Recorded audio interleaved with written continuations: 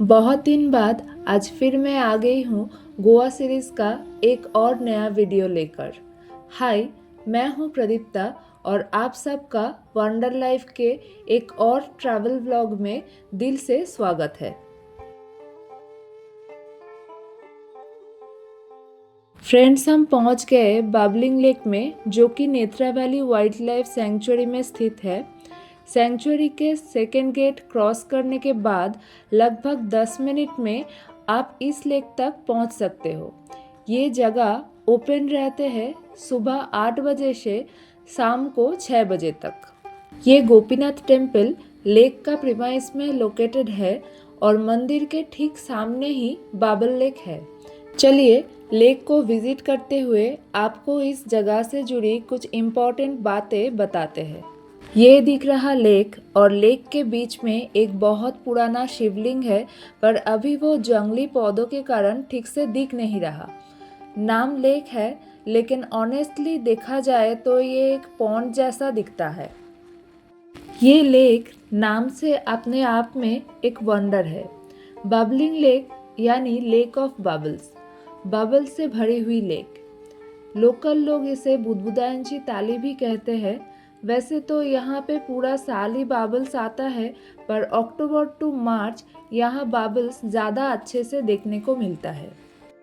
यहाँ इस ताल में रैंडमली बाबल्स होता है, पर जब कोई भी साउंड यानी वाइब्रेशन होता है तो उस साउंड से बाबल्स और तेज़ हो जाते हैं। कई लोग कहते हैं कि अगर आप ताली बजाते हो तो उस साउंड से बाबल्स ज़्यादा आता है। मैंने ये भी पढ़ी थी कि यहाँ एक पुजारी की मानना है, अगर कोई यहाँ खड़े होकर ओम चैंट करता है तो उस वाइब्रेशन से लेक में बबलिंग इफेक्ट क्रिएट होता है।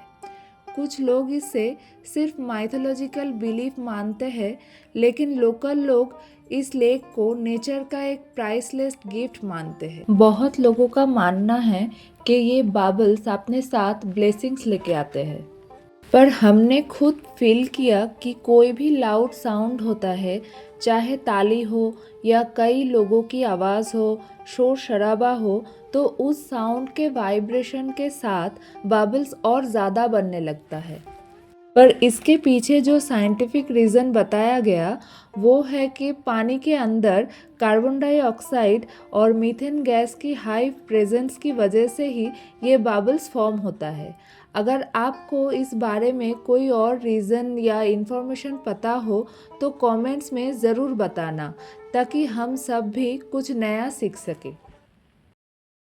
यहाँ पानी के अंदर बहुत टाइप्स का मछली दिखती है, पर मुझे सिर्फ टाइगर फिश ही पता है और किसी का नाम मैं नहीं जानती। अनेक यहाँ थोड़ी देर बैठे थे तो देखिए कितना मछली यहाँ भीड़ जमा कर रहे हैं। लौटते टाइम मंदिर का गेट ओपन था और कोई भी नहीं था वहाँ। चारों तरफ इतना शांति महसूस हो रहा था और हमने अंदर जाकर शांति से गोपीनाथ जी का दर्शन भी कर लिए। आप लोग भी हमारे साथ भगवान जी का दर्शन करके उनसे आशीर्वाद ले लीजिए। फिर से हम निकल पड़े हमारे अगली डेस्टिनेशन की तरफ। अब हम फाइनली पहुंच चुके हैं नेत्रा वैली सेंचुरी के मेन गेट पर। यहाँ गाड़ी पार्क करके टिकट कलेक्ट करना होता है। आपकी कन्वीनियंस के लिए टिकट्स और बाकी चार्जेस की कंप्लीट इन्फॉर्मेशन हमने यहाँ शेयर कर दिए। मेन गेट पर टिकट्स और बैग्स चेक होने के बाद ही एंट्री मिलती है। और हाँ, यहाँ alcohol strictly not allowed. Entry points पर गार्ड्स बैग चेक करते हैं, इसलिए बेटर है कि एक दिन के लिए ये सब चीज़ों से दूर रहकर सिर्फ नेचर को एंजॉय कीजिए। हमारी चेकिंग कंप्लीट हो गई है और फाइनली हम वाइल्ड लाइफ सेंचुरी के अंदर एंटर कर पाए। रास्ते में एक के बाद एक एनिमल्स की फ़ोटोज़ देखते हुए हम आगे बढ़ रहे हैं।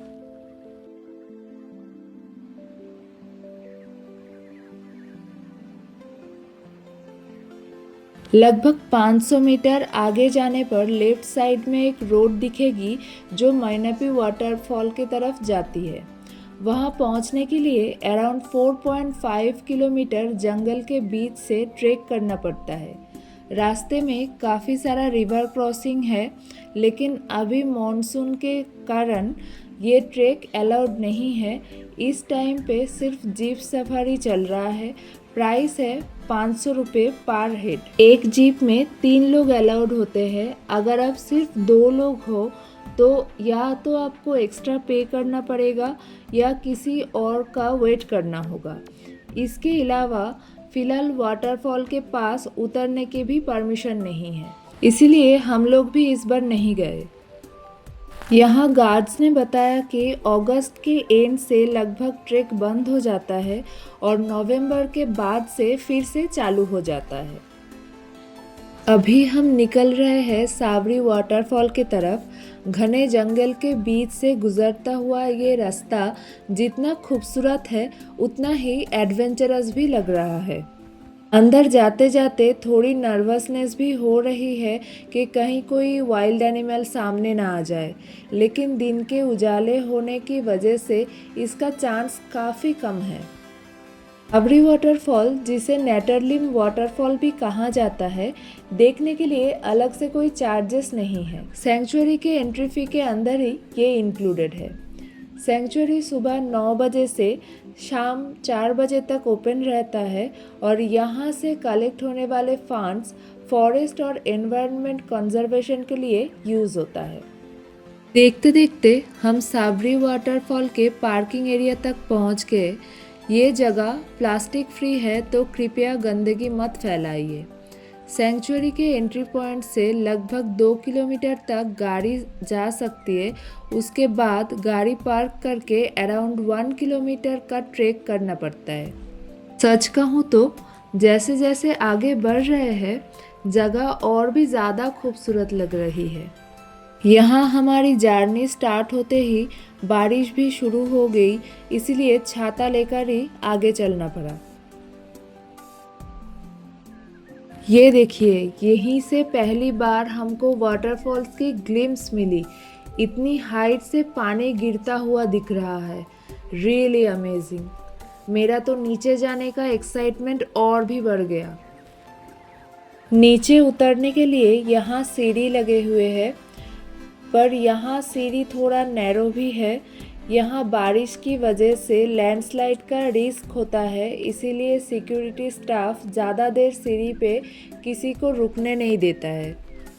अगर आप मॉनसून में सावरी वाटरफॉल जाने का प्लान बना रहे हैं तो ये बात ज़रूर ध्यान में रखें।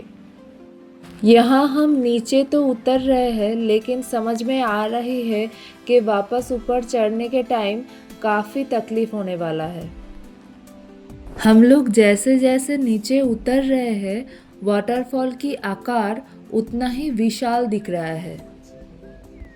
फाइनली हम लोग नीचे आ चुके हैं और यहाँ से जो व्यू मिला उसने सारी थकान भुला दी। ये देखिए,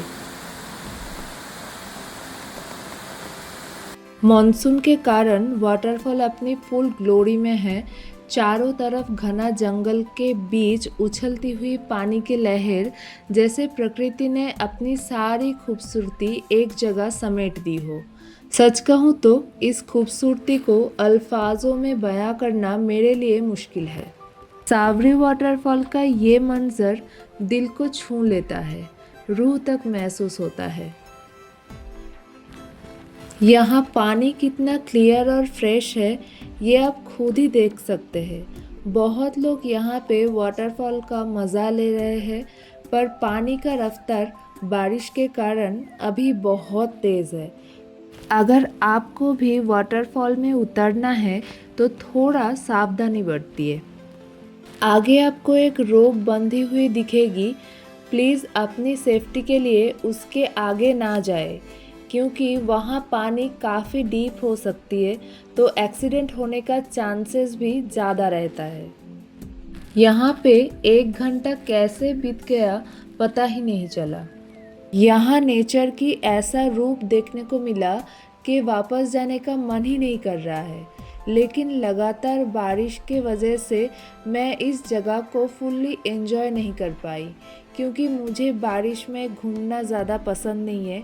होपफुली मैं यहाँ दोबारा आऊँगी जब बारिश नहीं होगा, ताकि इस ब्यूटी को मैं दिल भर के देख सकूँ।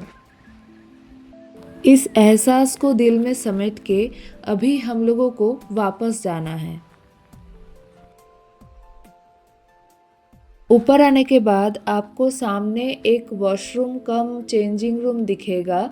तो अगर आपका यहाँ वाटरफॉल में उतरने का प्लान हो तो बस एक एक्स्ट्रा ड्रेस कैरी करना पड़ेगा। जब हम लोग आए थे यहाँ तो ये बादल से पूरा घिरा हुआ था, तो कुछ नहीं दिख पाए। अब देखिए कितना सुंदर लग रहा है। सामने देखिए, जितना दूर आप देख सकते हो सिर्फ पहाड़ और ग्रीनरी ही दिखेगा। वापसी के टाइम ये जगह बिल्कुल परफेक्ट है थोड़ी देर रिलैक्स करने के लिए, क्योंकि ऊपर आने के समय सांस फूलने लगती है। तो अगर आपको नेचर और पीस दोनों ही पसंद है तो सावरी वाटरफॉल डेफिनेटली विजिट कीजिए। अब हम लोग रवाना हो चुके हैं गोवा के एक और बहुत ही स्पेशल और अट्रैक्टिव जगह की तरफ। वो कौन सी जगह है ये जानने के लिए हमारे साथ बने रहिए। बहुत जल्द मिलेंगे एक नए व्लॉग के साथ।